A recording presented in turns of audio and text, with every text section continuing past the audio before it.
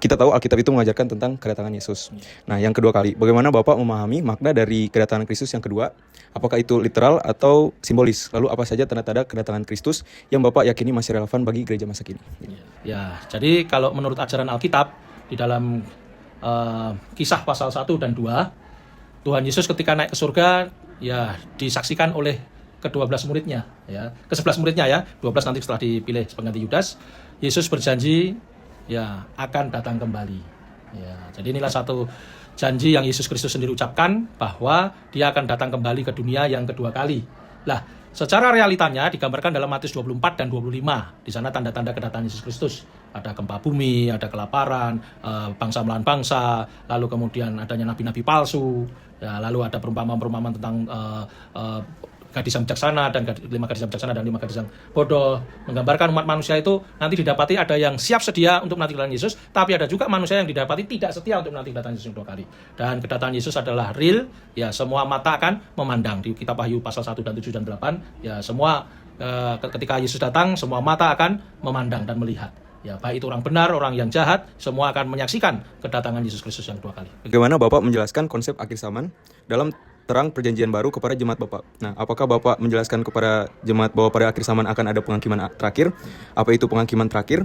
Dan bagaimana hubungan antara kasih karunia Allah dan keadilan Allah dalam penghakiman terakhir tersebut? Ya. Menurut Alkitab, di dalam ajaran yang Yesus berikan kepada kita, tentunya bicara tentang penghakiman ini itu menjadi bagian setiap orang. Ya. Kenapa? Karena kita lahir, hidup, mati, itu memiliki tanggung jawab masing-masing. Maka di kitab Pengkhotbah pasal 12 diingatkan setiap perbuatan baik dan jahat kita akan dibawa ke dalam pertanggungjawaban surga.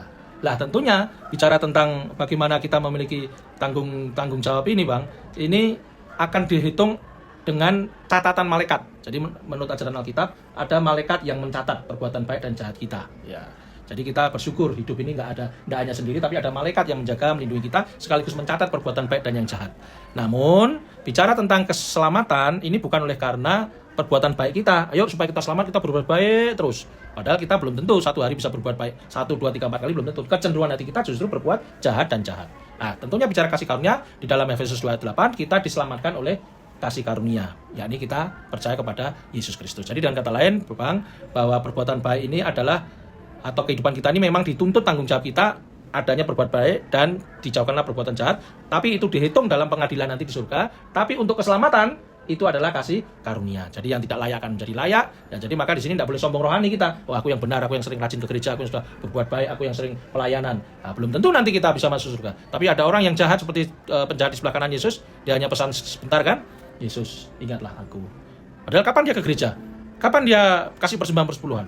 Kapan dia melayani? Tidak pernah. Tapi Yesus katakan, hari ini juga engkau akan masuk dalam kerajaan surga. Dan kata lain, jaminan. Itu jaminannya Yesus bagi yang percaya kepada dia. Bahwa saat kedatangan Kristus kedua kali akan terjadi kebangkitan tubuh. Tubuh seperti apa yang akan dimiliki? Tubuh yang sama yang dimiliki sebelumnya atau tubuh yang baru? Bagaimana menurut Bapak, pengharapan akan kebangkitan tubuh ini mempengaruhi cara hidup orang percaya sekarang? Di dalam 1 Korintus 15 ayat 50-58, itu sangat jelas. Bahwa ketika Yesus Kristus nanti datang yang kedua kali, orang yang mati akan dibangkitkan. Ya. Lalu yang kedua, orang yang masih hidup akan diubahkan. Nah, pemahaman diubahkan ini adalah kesempurnaan. Kita akan seperti malaikat, hanya berupa roh. Ya, jadi, tapi kita bisa saling kenal. Maka daerah Wahyu 14 ayat 13 katakan, berbahagialah orang yang mati dalam kebenaran sejak saat ini. Jadi kalau kita mati dalam kebenaran, dalam kesetiaan kita mengikut Yesus, itu justru berbahagia. Jadi dengan kata lain, pengharapan kita sebagai orang-orang Kristen mengikut Yesus, kita senang. Di balik kematian ada kebangkitan, ada pengubahan yang sempurna. Ya. Mungkin dalam mata dunia dalam bidang kesehatan, contoh orang yang pendek akan menjadi sempurna, orang yang hidungnya pesek akan mancung. Ya ini gambaran sederhana, tapi Alkitab menceritakan kita akan diubah di dalam kesempurnaan Tuhan. Nah bagaimana? Ya berwujud seperti malaikat, dengan kata lain roh. Roh ini di surga nanti kan tidak ada kawin-mawin, tidak ada keinginan daging seperti kita ini. Nah tapi kita bisa saling kenal. Itu menurut ajaran Alkitab begitu.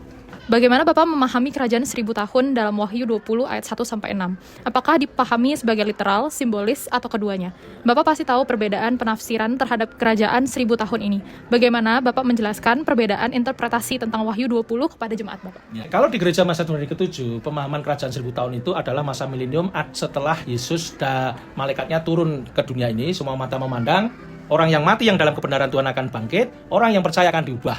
Nah, orang-orang yang jahat hanya melihat sebentar dan mati.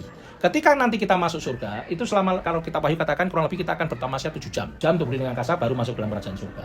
Nah, selama di dalam kerajaan surga ada waktu yang disebut di situ 1000 tahun, milenium. Apa yang terjadi atau dilakukan di sana? Menurut kitab Wahyu dan kitab Daniel, ada satu korelasi di mana Tuhan Yesus akan menunjukkan kepada kita semua kitab-kitab yang ada di dunia ini. Sehingga nanti akan fair. Loh, kenapa dia yang baik kok nggak masuk surga? Kenapa dia yang jahat kok masuk surga? Loh, aku yang berdosa kok masuk surga? Jadi surga nanti ada 3 keterkejutan. Nah, ketika masa milenium ini dilakukan di surga yang dengan pemerintahan Yesus dan orang-orang yang diselamatkan, yang di dunia ini setan dirantai. Artinya setan dirantai ini dibelenggu, tidak ada yang bisa digoda. Karena semua sudah mati semua kan? Manusia kan sudah mati semua. Setan kan tidak bisa membangkitkan. Yang bisa membangkitkan dan kuasa kebangkitan, kuasa kehidupan hanya Yesus. Jadi di dunia ini nanti 1000 tahun, ya Lucifer dibelenggu dan kata lain tidak ada yang digoda. Ya kita yang selamat dan Yesus, kita sama-sama ke surga untuk membuka kembali kitab, namanya adalah pengadilan eksekutif. Kita akan melihat semua sehingga nanti tahu, loh Pendeta Edwin dulu Pak Gembala mengajarkan kebenaran, tapi kok sekarang tidak masuk surga? Rupanya Pendeta Edwin akhirnya murtad, contoh. Loh kok Bang Rio dulu jahat, hanya narkoba dan apa semua? Loh tapi waktu KKR dia akhirnya teringat, oh Yesus yang menyelamatkan. 1 Yohanes 1:9. Barang siapa kita mengakui dosa dan sungguh, maka dia adalah setia dan adil. Jadi di sini kita melihat pemerintahan 1000 tahun itu adalah surga. Tuhan Yesus mengajak atau memberitahukan, membuka semua buku-buku kehidupan untuk dipaparkan di hadapan manusia. Sehingga semua mengatakan nanti, ya adil dan benarlah Tuhan Yesus. Itu ajaran Alkitab di Gereja Advent. Jadi dalam perjanjian baru ini, yang paling sering membicarakan tentang neraka adalah Tuhan Yesus itu sendiri, Pak. Jadi bagaimana pendapat Bapak untuk mengajarkan para jemaat di sini tentang realitas neraka, dan apakah neraka itu tempat yang simbolis atau literal, Pak? Jadi berbicara neraka ini adalah suatu tempat penghukuman. Tempat penghukuman di mana itu nanti finalisasinya ketika Yesus Kristus datang yang ketiga kali bersama orang-orang yang sudah masuk surga untuk membentuk dunia baru. Jadi bumi yang penuh dosa ini nanti akan dibentuk ulang. Ya, itu dalam kitab Yesaya pasal 66. Jadi nanti ketika Yesus turun bersama Yerusalem, ibu kota Yerusalem baru, nanti turunnya menurut ajaran Alkitab di Bukit Zaitun di timur tengah sana. Itu ibu kota ibu kota dunia baru nanti di sana menurut ajaran Alkitab. Nah, ketika turun, kuasa kegelapannya nih, Lucifer, setan dan orang-orang yang jahat dibangkitkan, mereka dihasut sekali lagi yang terakhir. Kalian mau masuk surga enggak? Kalian mau enak enggak tinggal di kota itu? Ayo kita serang. Maka berperanglah mereka, itulah disebut perang Armageddon. Jadi kuasa kegelapan itu terakhir kali untuk mencoba ya disitulah teknologi senjata yang paling canggih pun digunakan. Tapi sekali lagi Yesus kan berkuasa atas semuanya. Lalu turunlah api dari langit membakar semuanya. Dan menurut ajaran Gereja Master Baru ke-7 berdasarkan Alkitab dan juga kami memiliki pemahaman buku yang disebut buku Roh Nubuat, ya setanlah yang paling. Jadi neraka itu tidak kekal sifatnya, dia akan membakar tergantung dosanya itu. Tapi dosa-dosa itu akan ditimpakan ke kuasa kegelapan, ke setan dan Lucifer, maka mereka yang paling lama dimusnahkan. Itu menurut ajaran Alkitab. Pengadilan kekal terhadap orang-orang yang menyangkal Allah, apakah itu menurut Bapak sejalan dengan kasih Allah, Pak? Apa yang kita perbuat ini kan tentunya ada konsekuensinya ya. Namun dalam pemahaman kasih karunia ini, kita juga harus paham, jangan kita memiliki pemahaman sekali diselamatkan akan tetap selamat dan kita bebas berbuat apa saja, nggak boleh. Ya, jadi saya ikut dan terima Yesus sebagai juru selamat. Lalu saya melanggar sebuah hukum, lalu saya berbuat jahat, saya merampok, mencuri. Oh, aku sudah dibebaskan dari dosa, aku sudah dibaptis, ya bukan. Tapi hubungannya ini di sini, ketika kita diberikan kasih karunia itu artinya kita sebenarnya nggak layak untuk selamat, tapi kita diselamatkan.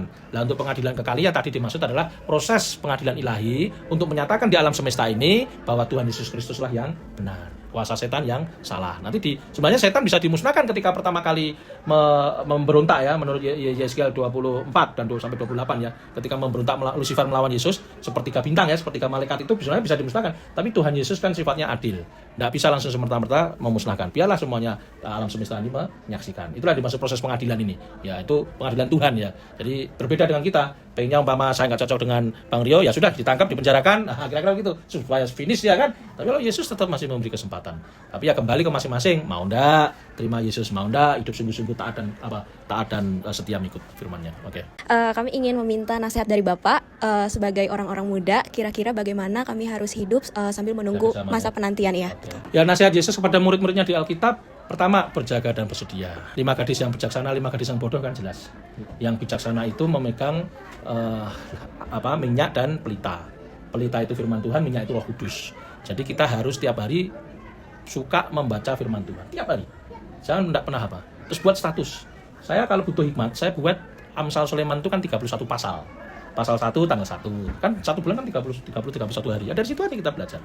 Kalau mau belajar yang lebih, saya sudah kitab Yosua tadi pasal 1 dari Perjanjian Lama. Saya 2 bulan lalu sudah selesai Wahyu dari tahun lalu tapi. Jadi tahun 1 Alkitab follow the Bible. Jadi berjaga dan bersedia itu artinya membaca firman Tuhan dan memohon kuasa Roh Kudus. Karena Roh Kudus kan dijanjikan Tuhan. Aku akan mengirimkan Parakletos. Aku tidak selamanya dan kamu, tapi aku akan mengirimkan Parakletos. Ya, Yohanes 12 sampai 14 bahwa ada Roh Kudus. Parakletos itu penolong artinya. Itulah Roh Kudus.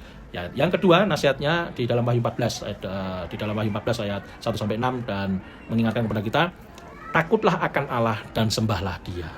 Jadi zaman sekarang orang-orang muda gimana? Kita lebih cenderung takut kepada handphone tidak jalan atau takut kepada Tuhan dengan sungguh. Ya, handphone kurang baterai aja sudah bingung kita. Ya mana cas? Ya, apalagi kerohanian kita nggak pernah dicas. Jadi takutlah akan Allah dan sembahlah Dia.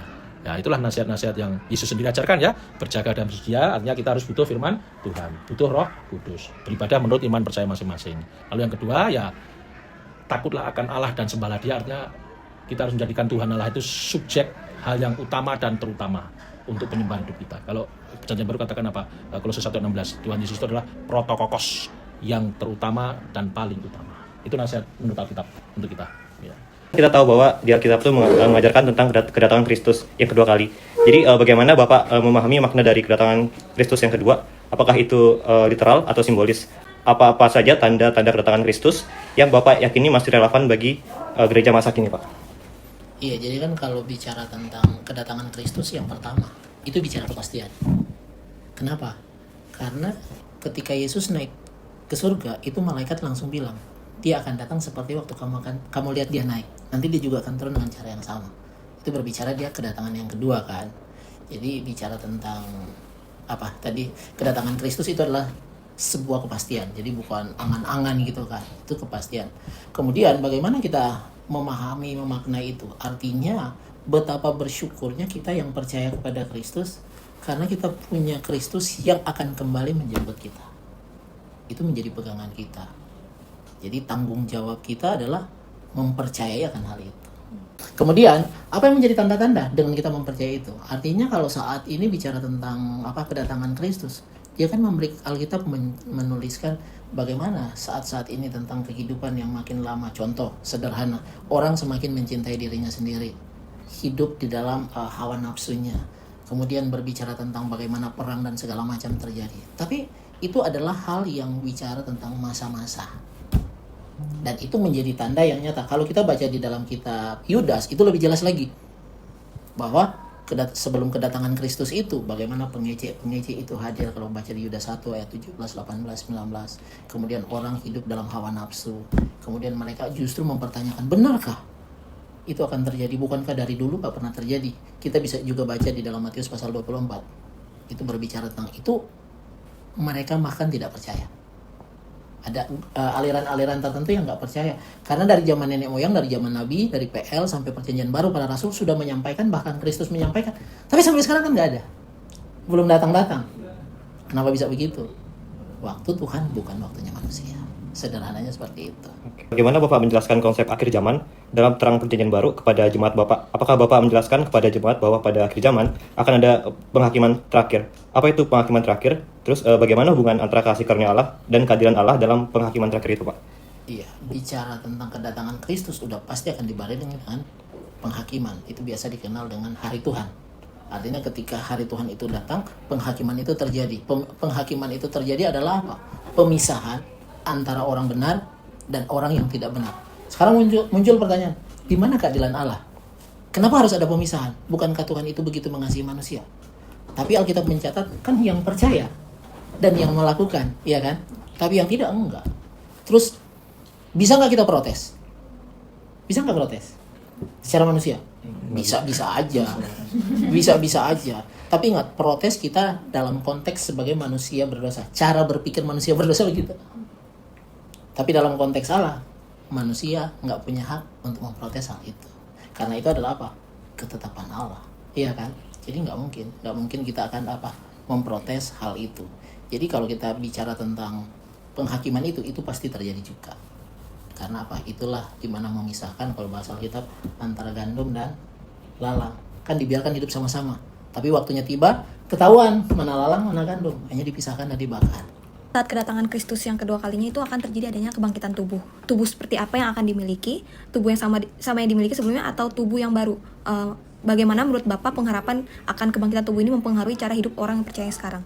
Iya, jadi kan kedatangan Kristus itu kan bahkan ada bilang kebangkitan ada kan, kebangkitan baru bagi orang benar. Nah, kita tidak lagi memakai tubuh seperti sekarang ini, tubuh daging ini. Kalau Alkitab mencatat bahwa tubuh kemuliaan, gambaran seperti Kristus. Waktu dia hadir sebagai manusia, dia nggak bisa langsung istilahnya masuk tembok ini dia tabrak aja dia udah tembus sebelah, kan enggak. Tapi waktu dia mati dan dia bangkit, lagi ngumpul murid-muridnya bisa langsung muncul di situ. Maka itu disebut sebagai tubuh kemuliaan. Jadi dia tidak mengenakan tubuh daging ini kan dari debu, ya kan? Yang akan kembali kepada debu. Artinya tubuh yang kita pakai saat ini tidak bersifat kekal. Tapi kedatangan Kristus kedua kali itu mengubah kita menjadi apa? Tubuh kemuliaan. Makanya yang mati pun bangkit kan. Jadi tidak menggunakan tubuh yang lama ini. Itu berbeda. Dia menggunakan tubuh kemuliaan. Bagaimana Bapak memahami kerajaan 1000 tahun dalam Wahyu 20 ayat 1-6? Apakah dipahami sebagai literal, simbolis, atau keduanya? Bapak pasti tahu perbedaan penafsiran terhadap gereja 1000 tahun ini. Bagaimana Bapak menjelaskan perbedaan interpretasi tentang Wahyu 20 ini kepada jemaat Bapak? Iya, jadi kalau kita bicara kerajaan 1000 tahun itu yang pertama. Kerajaan 1000 tahun itu adalah kerajaan di mana Kristus sendiri yang langsung memerintah. Itu yang pertama. Artinya nggak ada yang lain yang memerintah. Beda dengan sekarang kan, presiden banyak, ya kan? Jadi di mana-mana ada pemerintah. Tapi bicara kerajaan 1000 tahun itu langsung Kristus yang memerintah selama 1000 tahun. Kemudian yang kedua, selama pemerintahan itu digambarkan itulah pemerintahan yang paling damai tanpa ada kekacauan. Maka ketika berbicara tentang kerajaan 1000 tahun, itu lagi berbicara pemerintahan yang akan dilakukan langsung oleh Kristus itu sendiri. Bukan manusia, tapi Kristus sendiri. Dalam perjanjian baru yang paling sering membicarakan neraka adalah Tuhan Yesus. Bagaimanakah Bapak mengajarkan kepada jemaat mengenai realitas neraka? Apakah itu tempat literal atau metaforis? Neraka ada nggak? Ada nggak? Neraka ada. Alkitab yang tuliskan, Alkitab yang menuliskan bahkan dari perjanjian lama sudah disampaikan. Sampai perjanjian baru sudah disampaikan. Tapi persoalannya neraka itu kan kalau digambarkan di dalam Alkitab itu sebagai apa? Tempat mendaratnya atau tempat terakhirnya, tempat penghukumannya manusia yang tidak percaya pada Kristus. Maka di situ dibilang, kalau nggak salah di pertanyaan ada bicara kasih di situ kan. Kenapa manusia itu dihukum? Kenapa manusia dihukum? Bukankah Tuhan mengasihi manusia? Karena kalau kita baca Alkitab, di dalam Kejadian itu dikatakan bahwa kalau kamu makan buah pohon pengetahuan yang jahat dan yang baik, setelah kamu makan kamu pasti mati. Tapi nanti kalau Kristus datang kamu jadi percaya pada Kristus, kamu diselamatkan. Dan yang nggak percaya pada Kristus masuk neraka. Artinya apa? Itu orang yang menolak Kristus di dalam hidupnya kan.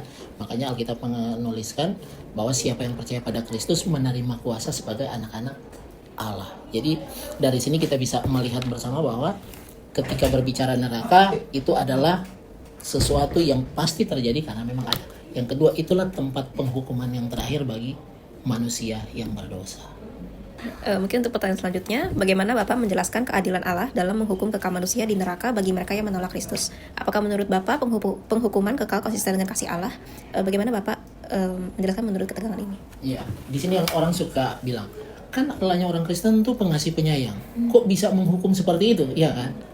Bisa ada ke surga, bisa ada ke neraka. Bahasa kasarnya begitu. Di mana keadilan Allah? Kalau kita melihat ini seakan-akan kita nggak menemukan keadilan Allah. Padahal waktu tadi Bapak ngomong ayat, kalau kamu makan itu pasti kamu mati. Dan benar kan manusia makan kan? Waktu manusia makan hukuman sudah terjadi. Kira-kira di mana keadilan Allah? Nggak ada. Udah nggak ada. Tapi yang Tuhan lakukan apa?